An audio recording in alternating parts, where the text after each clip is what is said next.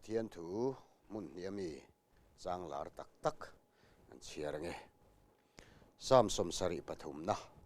chang som ni pasari na le chang som ni le pariat na sam som sari pathum chang som ni pasari na le ni riat na ngai te nangma hlata om te chu an boral don sia a uire san tu apiang che chu iti boral ta a ke ta ne ro zong pathian na i a thani lalpa pathian chu ka in hum him na a ka manganga ina tho zong zong thu chu ka hril theinan tin zakopa le khathon bungli chang sari le chang riat na zakopa le khathon bungli chang sari na le chang riat na chuti chuan pathian thu in omro ama ero chu dia bola do dal ro ti chuan atlan bo sanang cheu pathian nai ro ti chuan anin anhayang cheu pathian nai ro ti chuan anin anhayang cheu misual teu in kutte silfai ro ril rubul bal nei lo teu in tin lung ti thiang lim ro pathian nai ro ti chuan anin anhayang cheu voin ne hian kan thu pui tur chu pathian nai ti ani don ani pathian ma ku ni tong trayang lalpa kan pathian vanami nangma ron nai che kan duwa tam tak chuan ron nai che hi kan in thlarung to a ama ero chun nangma thuwa kan muangin min nai ro ti chuan kan nayang cheu ti hi imi som na tong kamani reng voin ne hian hengi chan sin tha kan thril tur mang hian khongai takin nangma nai lei theilo te tharawin hi nai la lalpa nangin ro puina le choi moi na changang che isu krista mingin kadi le che hei pathian nai ti hi a om zian ni bera lang chu pathian biak pha ka om pathian o hre pha ka om ti na te po hi ani mai o me rong bol tu pathian biak na hre lei thei to lo pathian o hre mu mal to lo rong bol tu hi a om thei fo o min a hriat ani tin thil danga pathian o ni lo zok rong bol tu in an hre tam du khop maya politics le thil danga ko na hre thei tak pathian o le pathian ko na hre kha tak rong bol tu kan lo ni ni chuan in en fianan heng kan thu sei tur te po hi mangilangina thao me chutiang anga rong bol tu kan lo ni ani chuan he kan thu sei mang hian pathian lama min hi nai sela kan du tak zeta tin hei CMO hriat te hi CM ina kan o a hriat hi aro pui lova CMO hretu zok hian ro pui an ti thina ni a CM a chu po lo ni sela chutiang ang deu chuan keimani hian thei to pin pathian nai kan tum thina ama ero chu kan nai dan te hi alo dik tok lo wangin pathian o hi kan hre thei lo fo ani pathian nai lo nun hi boral na ania nangma hlata om te chu ngai te nangma hlata om te chu an boral don sia a uire san tu piang che chu iti boral ta a tin kan mu a pathian nai lo hi boral na ani rong bol tu pathian hlat tlat hi an buai fo mai ani mizo christian te hi pathian thu du tak raw lam phei chu lom tak mai kan nia pathian ero chu nai tum chuang lo in raw siak in chan san siak kan ni fo maya tharau tak tak ero chuan than na om hau si lo kan ni fo hetiang ang mi hian ko ran hi an murau lo fo le nga la an ma ni tui pui zong le an ma ni du zong le nuam ti zonga an tlan fo thina hi rong bol tu lar tak pakhat chuan naute muam telel ne na to ekhina naute muam telel anan muam tir thin po hi muam tu tan chau khana nia than len nan engma apelowa hrisel na turatan kha muam telel khan engma sot na nei chuang lova a muam tu khan atlei puya chu zong chu ni mai ani hetiang anga ko ran mu khoro rong bol tu inti thosi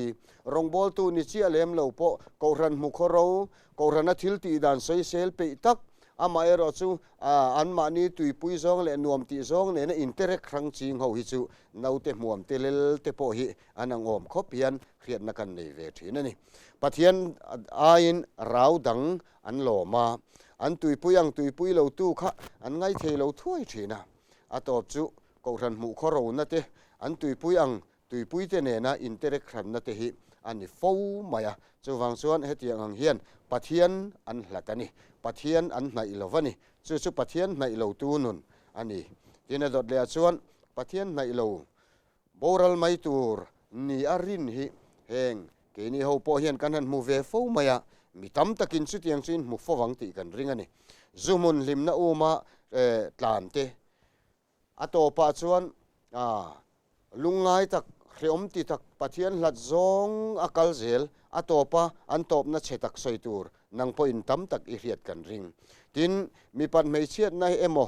mi pat mei chiat na hi emo lim na tia chung lama kal tawak atopa trap chunga khovel chuasan soitur tam takan omang tin ma na rong bol tu ro pui tak ni amai ro chu tu na rong bol tu ni to lem lo engol ngole mo vei khovel lama tlan ta siam amai ro chu tu te na lo en na kong then khata tang chuan aro athil ti na kichina chuan lo ting ani lom ni ti tura in le lo ro pui tak nei loi si amai ro chu nun tlabal zet soitur tam takan oma chung chu Pathian latan om to wang te po ani fowang tin Pathian nai lai chung ko limem em amai ro chu Pathian an nai tak lo wanga chung ko ke chia soituri tlang rang mun sang tam taka zoram chung a hian aumani chu wang chuan vo in ni a hian Pathian hlat hi boral na ani ti te po hi an hrele ilangin a thome adot le chuan Pathian nai nun min Pathian nai tlat chuan diabola hian alo tlan san mai ni diabola do dal ro ti chuan ani na tlan sanang atlan bo sanang cheuti te kan muwa chu wang chuan thlemna harsatna buaina engtin nge kan nun hian alo ton ve thin le Pathian naila khatiang harsatna le mangan na chuan alo tlan bo san mai don che ni thlemna harsatna buaina te tok thin ma se Pathian in mi in Pathian a nai tlat chuan chung ang harsatna le mangan na teng te chuan Pathian in alo chin fel sak fo thin ani tin rong bol tu tam tak te singa po hian harsatna tok hi an tam khop mai ani Pathian an naya harsatna siam tu sual na tho lo om teng te hi Pathian an nai tlatawanga ne na Pathian ina alo puan sakte Pathian ina lo ne sakte tinan ma ni ngei po ina an sual suate tam tak soitura omani i harsatna te kha Pathian che tirin Pathian kha a che thun kha lo kian phot mai la tin mi tam tak hian Pathian an nai thei lo na ni an han soi teng te hi an mang an na le an harsatna teng ten kian san phot sela chumi nuwa chuan Pathian kan nayang ti te hian om thin ani tin chu tiang ang chu kazir la han hlo thing photila MA han zo photila BA han zo photila chu tiang ang khatiang chun ti zo photila rong bolin kalakalang Pathian ko rana kala in mangang thalai zinga chu tiang ti chu tam takan om bokani tin chu mai ni lawa kan tu kan fa te ron thang lian sela Pathiana chuan kan la in mang veng chu Pathian tan kan la in mang veng chu ko rana kan la in tat lut veng chu ti tu zorama hian mitam takan omani ama ero chu tiang ang chuan an du huna hian tharau hi an ko ho kherangem engte po hi ngai thua tham taka omani chu ai chuan Pathian thuina min zirtir dan chuan i harsatna le i re theina le i buaina nen khan ron nai ro i thil tum le i ma chhop i vision zong nen po khan Pathian naya chu ta chuan hlotin na muturin min du zoka Pathian thuina min zirtir dan chuan nai ma sa phota ti chuan amana min ron nai ve turin min zirtira mizo te zinga hian ama hian Pathian tharau hian min ron nai phot sela ti chuan keinin nai ve le la ti ang deuh ngai dan hi kan nei thina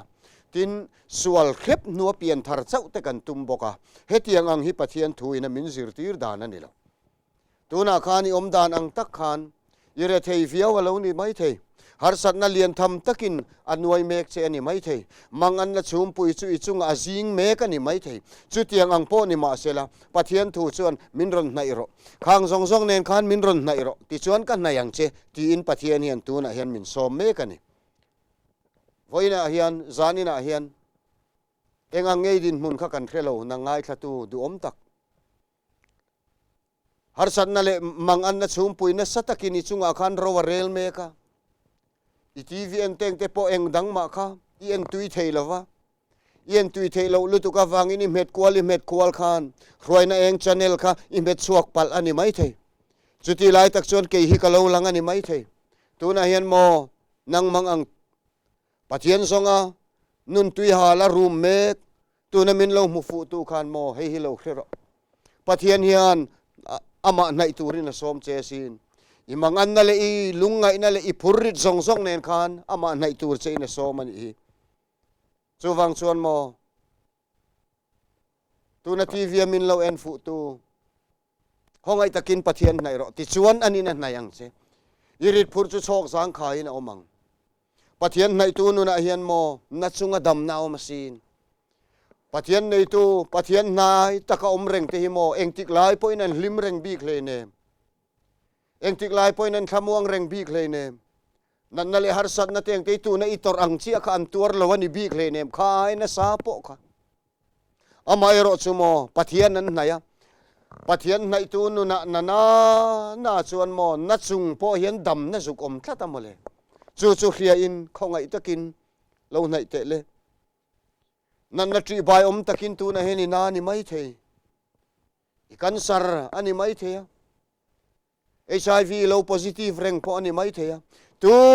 ma khil ngam si lovin nang ma in khom ti takin tu na kan in khung ngota Pathian ma in trong trai don thin lal ma in lang don thina inun kholo le inun bol hlo awanga in tharun na nein Pathian aw ngam si lovin tu na kan i om me kan ni mai the chutiang anga natna le ril ruha na le mangan na ril tak nei kan lo mani chuan Pathian in min na iro ati thau mai Pathian chuan min na iro ti chuan ka na yang che ti ente mo Pathian nai tu nu na hian mo na chunga dam na oma chuti rual chi chuan mo rethei chunga hausak na te po hi oma sin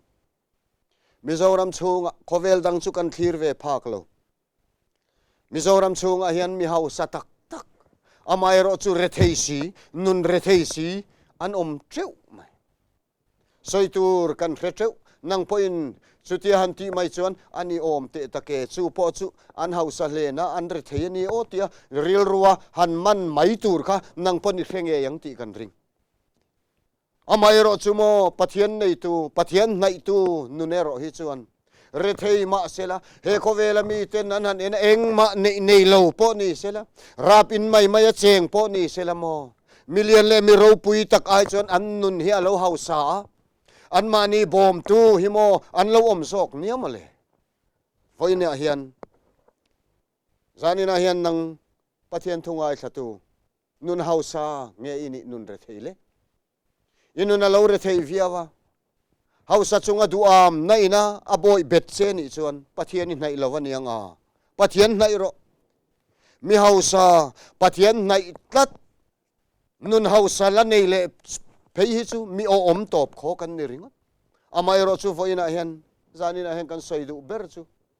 rethei chung po hausak na omani Pathian nai tu nu na chuan ti hi kan soidu chu ni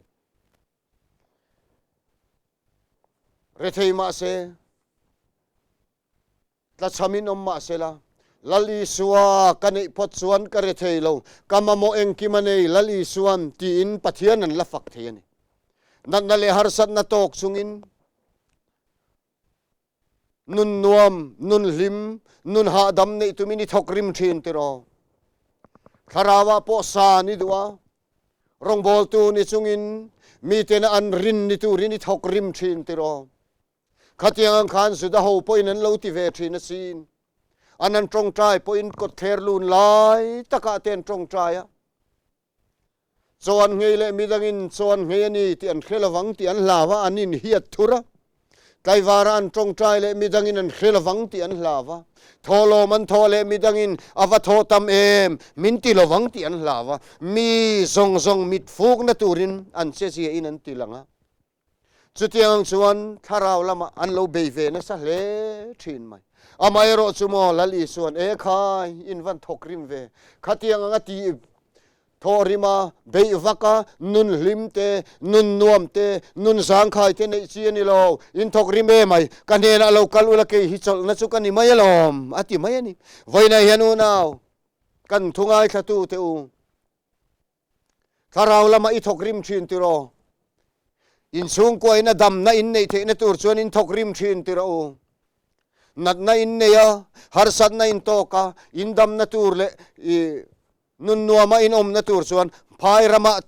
poisa tangka tam tak seng in kalikhe lo ti ro amai ro chumo khang zong zong kha a thalo kan ti lo amai ro chu a kong hnai zok a pumpel zok a kong tluang zok chumo i suan kan hena local ro keiman ka chol ti rang che ti mai ni pathian nai ro pathian hi mo cholna ni lo cholna lo ni thina sin khovel hausak tumin khovel a hausak tumin in le lo ro pui nei tumin rual el reng reng in na kan thoka tunang lai khovela chuan kan fa te zirna konga te po hian in tlan siak na avan na sa to em kan fa te nan thian te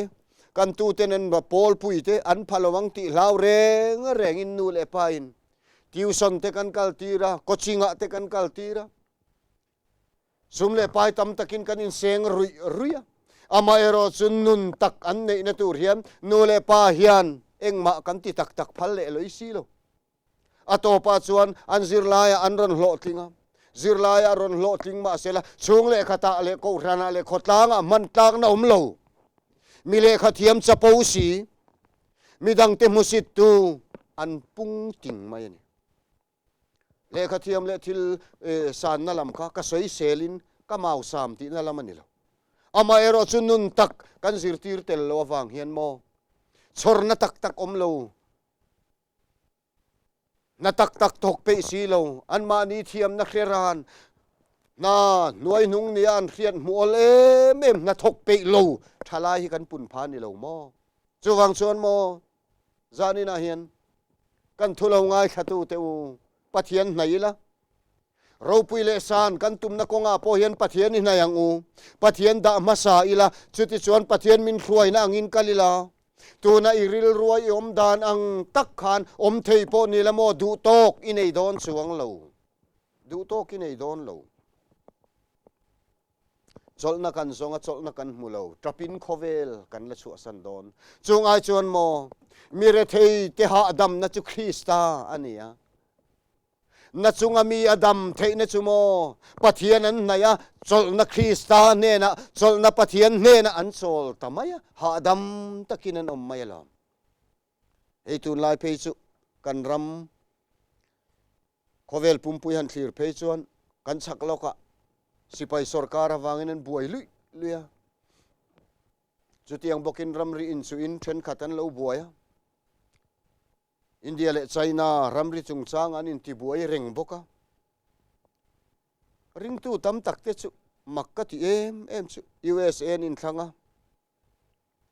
Donald Trump a tling lawa Joe Biden a tlinga khovel hi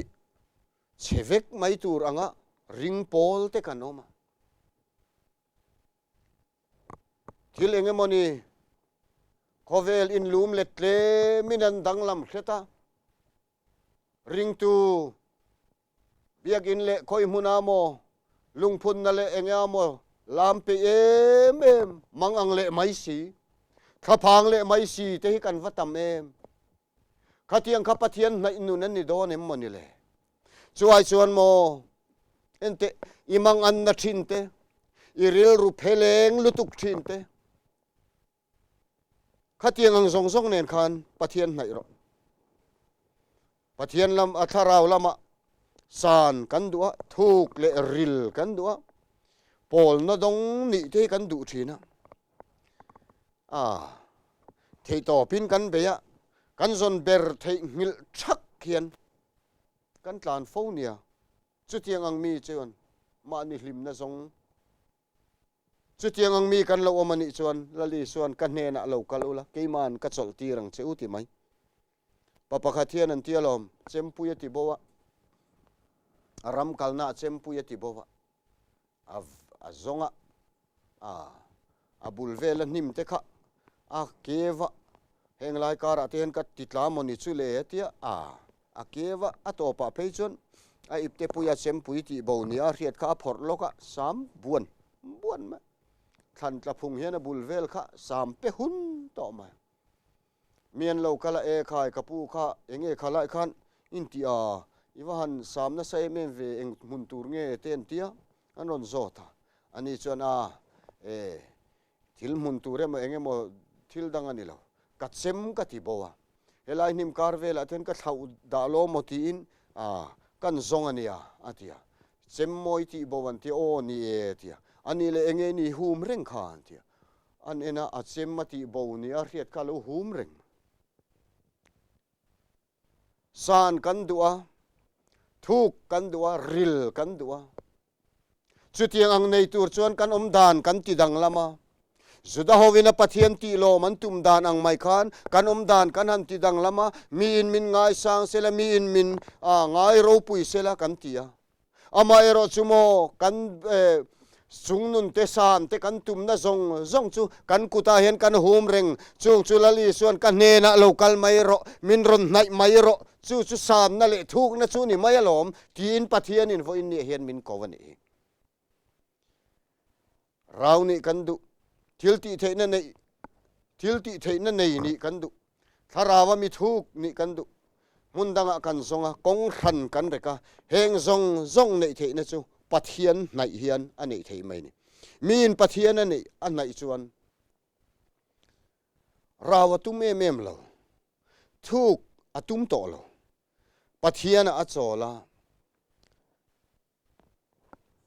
chol chungina thoka ha dam takin om mai ni ani le tu na hian kan chung kwa engdin mun nge kan ni le chung khata pa ber zungol veitlat kan omem kan fadu lai tak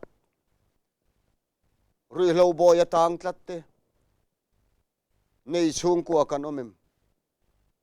an ngei theina tur le kong di kan zo theina tur chuan kan thok rim ti ro center omapia nga kan da kan in thon bowa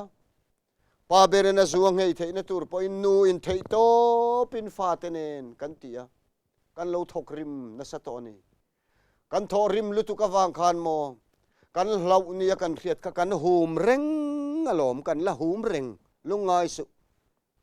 nang rui lo boy tang chung te u lungai su i lau tak ni ai riat khamo i la hum reng alom tharau thiang lim thil ti theina i nai le huna i man le mai tur i la hum reng alom pathian nai ro chol chungin thok ro i thok rim lutu kamo midang tho ve na tharau na tho ve na tur aumri lawani kha chol ri ro lalpa kuta kol tir lo ha dam takin lo omro lalpa ikuta ka kol tir ti la anang ma ero chuan pathian nai la pathian ke bula o ka tharau chu tanga chuan chun zan in valeng fola ilalpa cross le om chunung in wa muang pathian thu pathian la kan sak thinang khan i tharau chu cross bula ha dam sela i tharau chu cross bula chol sela ina ero chu pathian kol tiro pathian in a tho sakang che nai tak ngam si lo lat ngam chuang bok si lo ring tu lak lo ini khaban san ro le mal som na dong khopin nai lo ro yinin chung kura har sat na le mang an na om ching fel thei tur khop khan pathian nai lo la pathian Hnehna in tulut lo ro ti chuan ani na hnayang che Abraham khan pathian na hnaya pathian che mai hey pathian nai chu pathian che tir na nia pathian thu akan mutam khop maya in kan rama nuthen khatte pathen khatte pon ni tho mai thea pathian ka kar kan tia pathian ni ikar tak du ni chuan pathian nai ro a che mayang pathian nai si lo pathian kar vak chonge kar vak chonge lam kha ka sei nep lam ni lovin khatiang ang khan ni lo nai lamo pathian awla pathian che mai ni Abrahama pathian ina kova ilai chin te singa tale i kholamata chuakla ram kal en tir tur chelama chuan kal ro atia Abrahama kala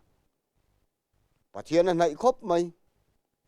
ifa pa nei chun imanga itak isaka nge kha ram tlang kal en tir tur a chuan kal ruaila tlang pakhata ruaila halral thil hlana hlan ro an tile maya Abraham chuan Pathian hnai a kumzan ni to nuwa an fanei ve chun po kha halral thil hlana hlan turin a kal le maya Pathian hnai hle mai Pathian or hi ta piang kha rin le na tel mi loina zom zel mai ato pa chuan le Pathian Hnehna chuan Sodom le Gomorrah sual na chuan Pathian Hnehna lo thleng ta Abraham chu thalera puanina nom lain in leng anaya pathum chuta chuan an ei turin kel la tal saka an ei tur tui taka siam saka chuta du to ka rai an in ei puar nu kal le mai an han tuma chuta chuan Abraham an tha chung mi te chuan Sodom khoi kan khrem don ani an kholo na len bol hlo na in van lo thleng an in tia chuta chuan Pathian hnai mi Abrahama Pathian adu hona che tir thei tur hnai tlat mi Abrahama alo tong chok ve ta e khai chu khuwa chuan in khrem tur khuwa chuan mi fel som nga anom chuan khrem lo mai ta cheu som nga chu pangai nan tling lo mai theya khrem lo mai ta che somli panga chu pangai nan tling lo mai theya khrem lo mai ta che ke mi va mai hian ka be po ta sa che somli chu somin nan tling lo mai theya khrem lo mai ta che som thum chu somin nan tling lo mai theya mi fel chu som chau po anom chuan khrem lo mai ta che unau teu Pathian nai awan thave o Pathian che tir na nara lo ni reng mai a Sodom khwa chu ka khrem don ani mele katin ka kangra ka kan ral tir vek don ani Pathian in ati khan Pathian nai tlat Abraham chuan a khonga ina an dila Pathian Hnehna chuan dil na an thlen ve ta ente Pathian chu che sin a che chiang khop mai a mi fel so manom point ka khrem lawang an ti ta mai ni Pathian na ia valo tha em imang an na le ipuri zong nen khan mo Pathian nai ro ti chuan Pathian nai tlat la imang an na le ilung ngai na zong kha pa Hnehna chuan thlen la han tong trai thin te Pathian hi mo kan bia a o kan rethei lova Pathian kut tho na om reng kan rethei lova ni chuan mo kan lo nai tok lova niang a Pathian se tir na thaber chu Pathian nai hi lo ni reng mai ente mo sia po khan mo Pathian nai lo ai gupta rama tual tha thu boya nei na muna an tlan bowa chuta tang chuan an tlan chia chuta Pathian in an ko let le a tual tha thu boy nei na muna nge kami te roi chuak turin vakal ro an tia mo sia tan khan thil cha ko mani lo topang chuta chuan Pathian thu oin an roi chuak ta Israel fa ten roi chuak du mai an ni Israel nam lu le nam ti mo tak mai an ni sinai tlanga mosian thu som pek alak lanin sebong no lem ten lo bia thil kholo le thil bol lo eng kim mai kha an lo khoi le ta mai Pathian a thinu re em ma ka hem vek do ka ti hlum vek don nen tia chuta chuan mosian e khai chu tiang i ti mai ten mi te rew in an lo hriang e ai gupta mi te rew in an lo hriang e a roi chuak tinga ain kol le thei si lo ten lo tinge heng ho hian thil sual na satak mai an lo ti ta rangka chak Pathian te an lo in siama ama ero chu an sual na ingai dam thei ange mo chu i thei lo zongin i le khabua i lo ziak to ata ka ming kha thai bo turin ka nge na che ti top ma mo sia hian awan ngen ngol em veo Israel fa te thi ai chuan nun nabua ile khabupuya kamingi lo ziak to su thai bo mai ro ke poin an ni ho hi an kholo na len bol hlo na wang i khem na tura chon ke poi ka tel lo mai ke po min tel mai ro ati na thukani Pathian nai tu Pathian o engki ma riata Israel ho te chunga po hlawom takan nun hlawom takan po Pathian tran tat tu Pathian nai taka omreng Moses in Pathian Hnehna dil na an thlen ve thung ta Pathian chu avat che chiang em o ka khem lo mai na ti le tamai chu wang chuan mo kan chung ku ate kan in le lo le kan nu pui fanau chung changa te kan in thenom khoven na chung changa teng te hian har sat nai nem mangan na le lungai na thuk tak te lo tuarem mi bula soi ngam si lo har sat na thuk tak te hian inun hi lo tlak buak che chu tiang anga lo tlak buak che ni po in mo ril du che kanei Pathian nai ro Pathian nai lamo I har sat na thuruk zong chu Pathian nen an thlen sin te Pathian che khopang Pathian che khopang ama nai tlap tu ina ngin na le dil na le khongai nan dil hian mo Pathian che lo ngai le nem ente Jehoshaphat ate kha ram tam takin in do turin an ron hnaya mi tam tak sipai thachakna tam takin in do turin an ron hnai tuwa chuta chuan Jehoshaphat chuan Judatel Israel mi zong ko khoma an ma adinga lalpa ente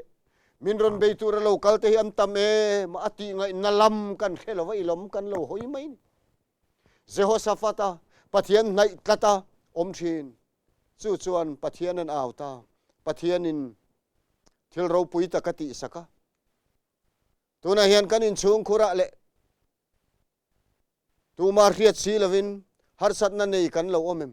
Pathian nai nun a hian lo lut ve te le Pathian nai tu hi lo ni ve te le I har sat na le mang an na zong chu Pathian ina chok thei turin Pathian nai ro chol chung in thok to ro le ato bera chuan Eliza te kha juniper thing noya atlan sia kha an va wang chu ta pu ka in son turin an ti Eliza heta ngei ti an ti ta mai ne Pathian in